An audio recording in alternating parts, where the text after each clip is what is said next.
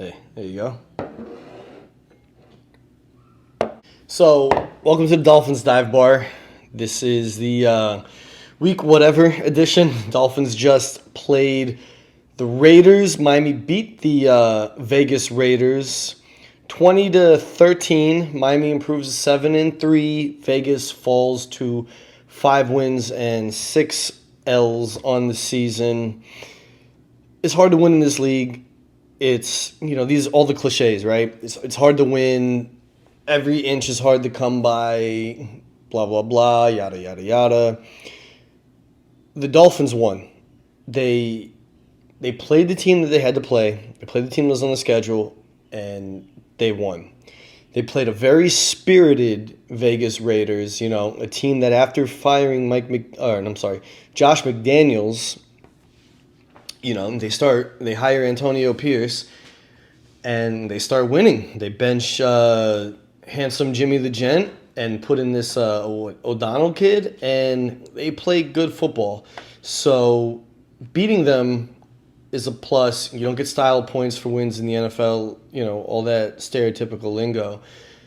But, do we want to see more from... Oh, look at that. Did we want to see more from the Dolphins offense? Sure. Yeah, I think so. The last 2 games that Miami's played, they got a couple field goals today, but then the 2 weeks ago against the Chiefs, they had 14. Basically in 2 games, the Dolphins offense has been able to basically put 2 touchdowns on the board in each game. So the offense is struggling a little bit. It is. They're getting 400. They had 400 plus yards on offense in yesterday's game.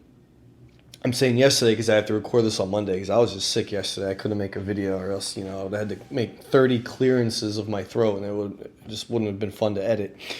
But with that said, you got to find a way to start scoring some points. You get a lot of yards when you get down to the red zone or you get down on the other side of the field, and everything kind of they just don't know what to do. The play calling gets a little shoddy, and that's where you are. So with the turnovers, Tua had the fumble on the first drive of the game. He protected the ball well. It looked like he had a solid grip on it, but it just got punched out. He threw some questionable passes into some questionable coverages. He likes to hit these tight windows, but sometimes when he throws, that window is there's 3 or 4 defenders there. And sometimes they get their head whipped around, and they're able to make a play on the ball. So some of these throws that he does are dangerous. And he does it every game. He's always good for an interception or close to it in each game. It's just the style that he plays. I guess those are his reads. But he did have a beautiful touchdown pass. That pass to Tyreek Hill where, Tyreek had to kind of reach for it a little bit, but he got his hands on it, and then he just split 4 defenders and just ran, high knees right up the gut, get a easy touchdown, and, it was just pure speed, And Tua's got the new hairstyle. He's got the cornrows, so he's got the little silk cap on, and so the new combination, I'm calling him, smooth, or silk and smooth, man. Smooth and silky. Because he's got the silk cap and he's hitting it to that smooth speedster Tyreek Hill.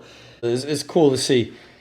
With the offense, man, we need a tight end. Tight end needs to be a position that's looked upon in the offseason. Somebody that can catch a pass as well as block. They're hard to find, but you can't stop looking for it. Defense, man. The defense, I get it, football's a team game, all that jazz, but, man, that defense was special yesterday for that game.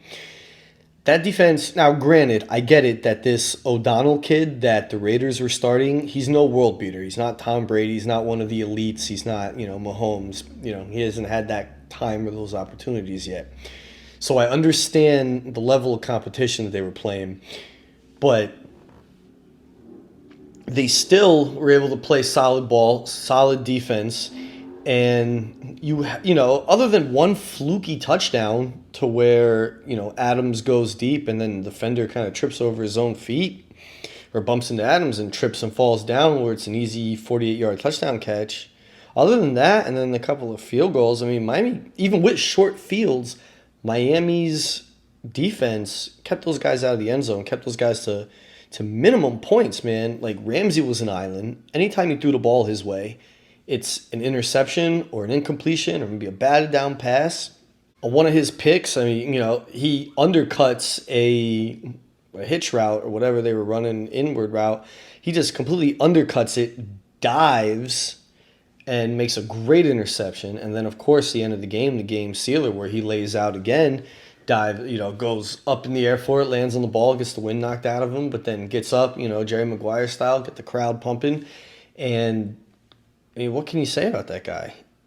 Jalen Phillips, the other defender, him and Wilkins met at the quarterback quite a few times. Wilkins didn't get no credit for any sacks. He might have had credit for the one sack, but O'Donnell tried to make a desperation throw, and he threw it right into the arms of Phillips. I mean, those guys were like peanut butter and jelly today. They were together. They were meeting at the quarterback, and they deserve a lot of credit. Wilkins deserves a lot of credit for the way he stuffed the run, and Phillips deserves a lot of credit for the way he was getting to the quarterback, making plays, putting pressures, and just being where the ball is. He could have had a touchdown. He could have had a pick six on that interception if it wasn't for Wilkins' big old butt getting in his way and tackling Phillips. I mean, like I said, these guys are people, but they're just stuck together. Defense also, for the second game in a row, pitched a second half shutout. Defense allowing 0 points in the last two quarters of that game, going back to the last two quarters of the KC game.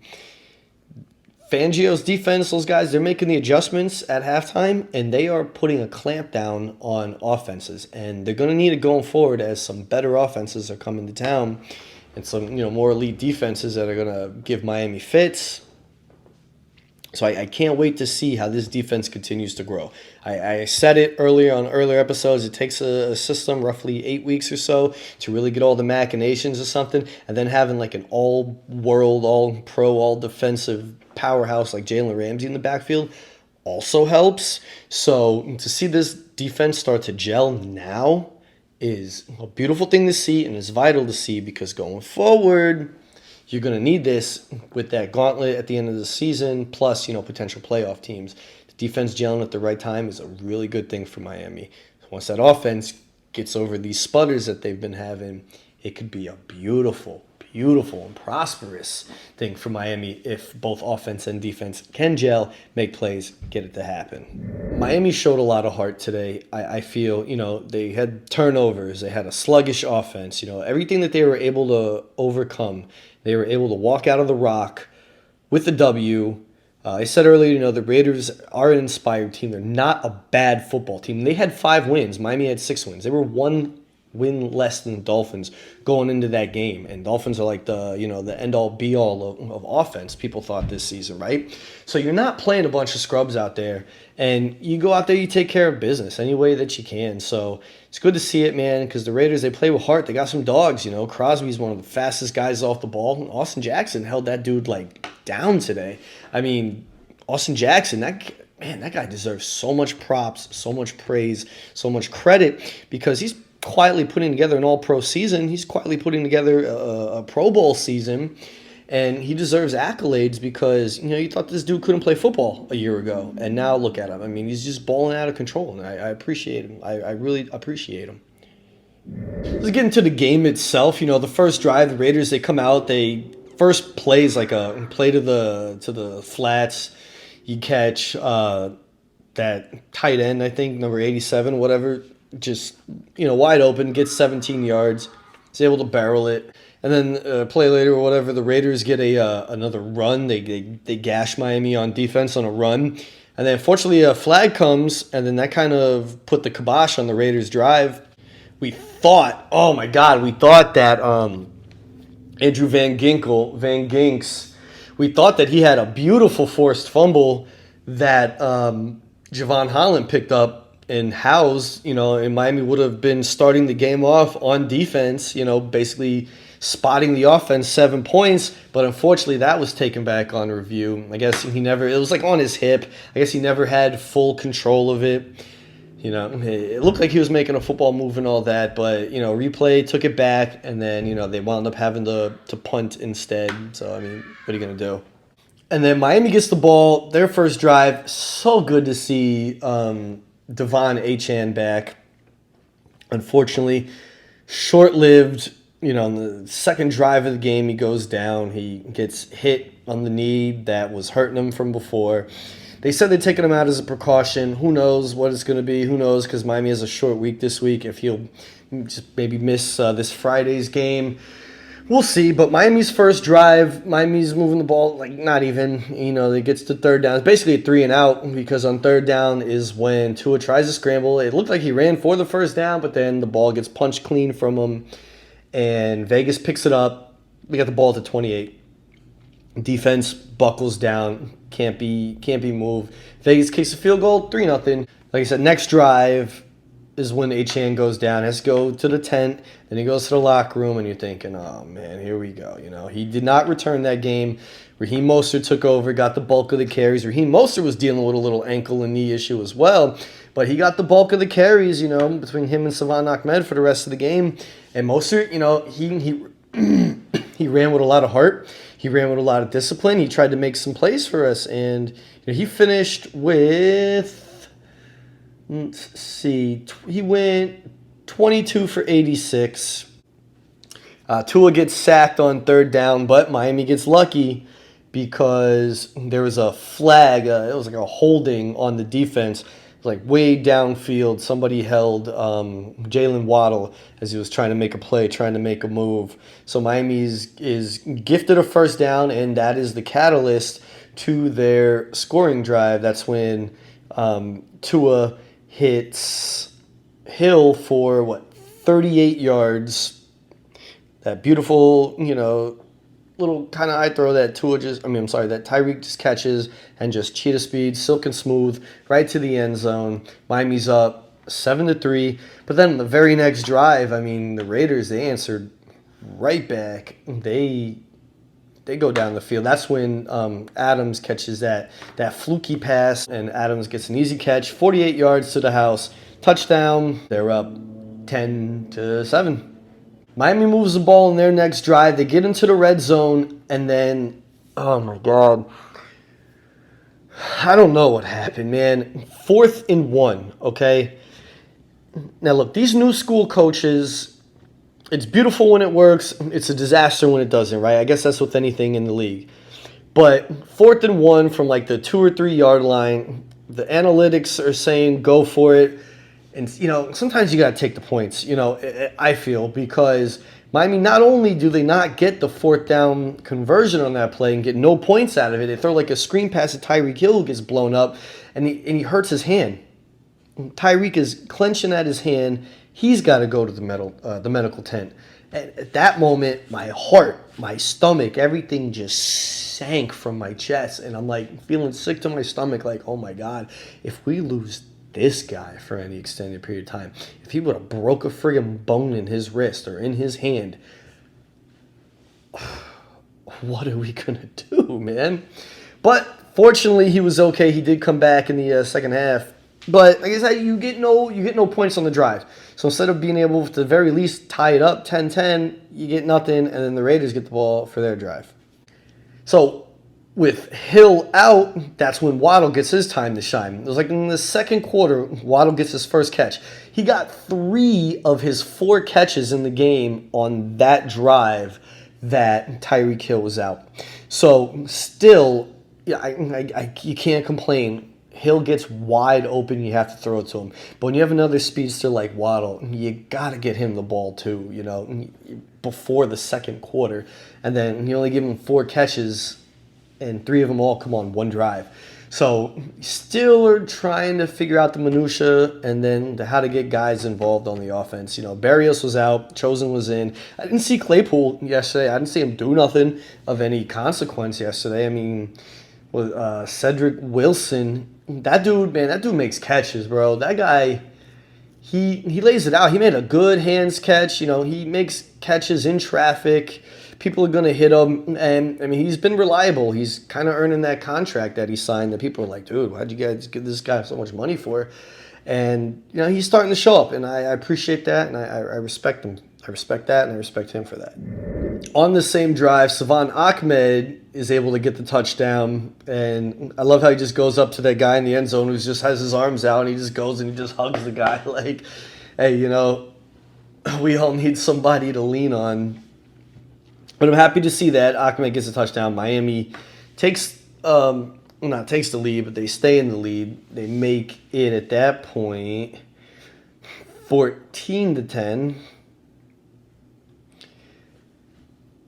And then Miami gets the ball back with like a minute to go, like way down in their territory. They're in their zone. They're trying to move the ball, probably trying to get a touchdown or at least get in the field goal range, see what they can do. But then, Julian Hill fumbles. What is it, at the 32 or something like that? I don't know. But the Raiders get the ball, 38-32, and they get the ball.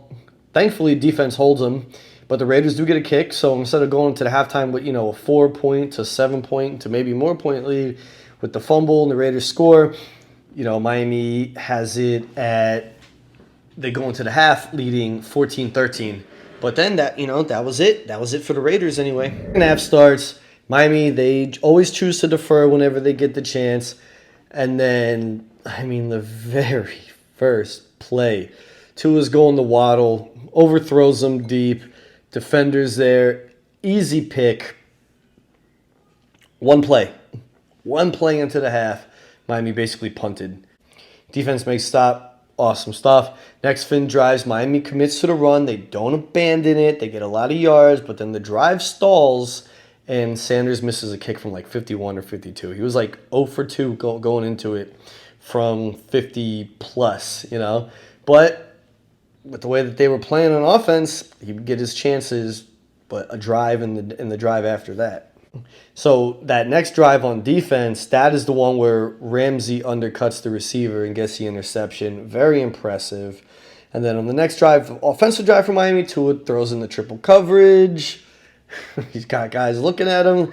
And then, Miami has are held to a field goal they have to kick, but Sanders makes it. Miami's up 17-13.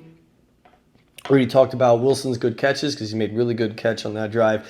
But then getting into one of that drive after drove me crazy because you're trying to put these guys out of it, because you can't rely on your defense constantly to make the play and constantly to give you the ball in good field position, constantly to keep points off the board, right?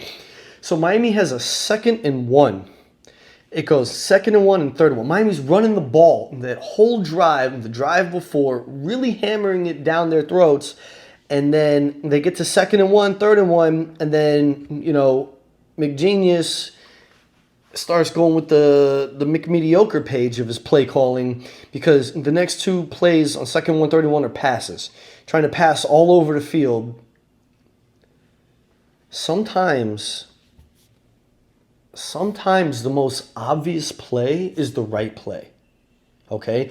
Sometimes just run the damn ball. Look at the guys in front of you and say, no, you know what's coming. We're still going to do it, and we're still going to beat you with it.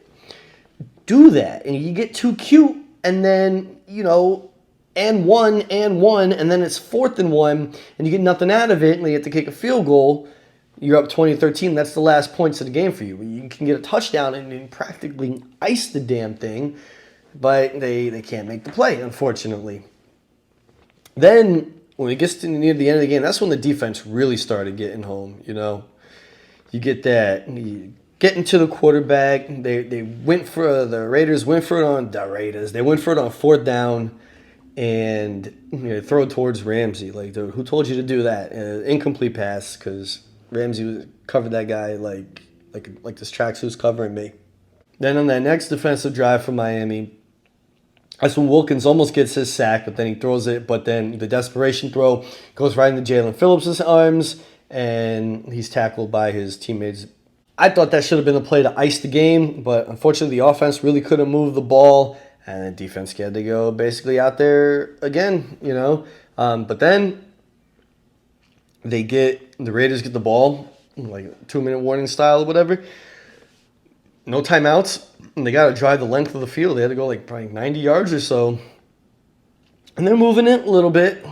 But then, they get to the end, and O'Donnell had to throw up that play, and that's when Ramsey comes down with that pick. And, I mean, that's what you pay the guy for. Lights out. Defense really carried the team that game, put them on their shoulders, and brought Miami to victory. And it's okay because the offense, they're not going to stay stagnant forever. They're going to figure it out. And then that 1-2 punch with this offense and then defense, man, it should be a beautiful thing to see. Moral of the story, offense needs to get right. Defense is getting better and better. When you think of game balls, Tyreek Hill is my offensive player of the game because he was 10 catches for $146, 1 touchdown, vital, came back from the injury, got some great passes after that. Pure speed, silk and smooth. I love him. I love it. And then on defense, Ramsey's the obvious choice, with the 2 picks. But Jalen Phillips has got to be in there as well. He's got to be a co-player of the game just because 2 sacks and an interception. I mean, I'll admit that when Greg Rousseau was having his balling outness in his rookie year with the Bills, I'm like, oh my God, did Miami draft the wrong Hurricane? But nah, man, Jalen Phillips, that dude's really coming around, and I think he's better than Rousseau, and he's going to continue to ball. So, next game, Black Friday. It's different. It's not the Thursday night game. It's still on Prime Video, but it's the Black Friday game where the Finns got to go up to Jersey, play the Jets, okay? MetLife takeover. I can't wait to see you guys over there. Listen, Jets got a good defense, all right? So the offense has to get right. We cannot fall for their tricks, okay? We cannot let the quote-unquote lesser team beat us in this one. Look, Zach Wilson isn't starting. It's going to be the kid that Laurie Strode was babysitting in Halloween, Tommy Doyle Boyle, okay?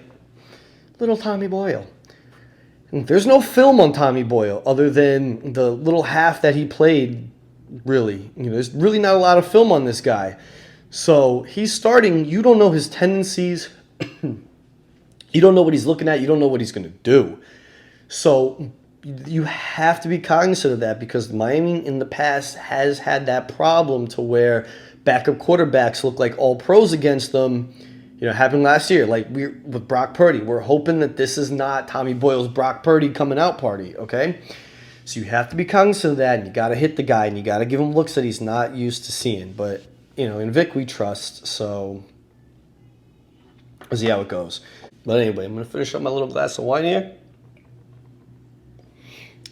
And then we're going to finish this video, and then I will talk to you after the holiday hijinks ensues and the Black Friday game is over. So, if you celebrate Thanksgiving or if you just have time with family and all that good stuff, I hope you have a great one.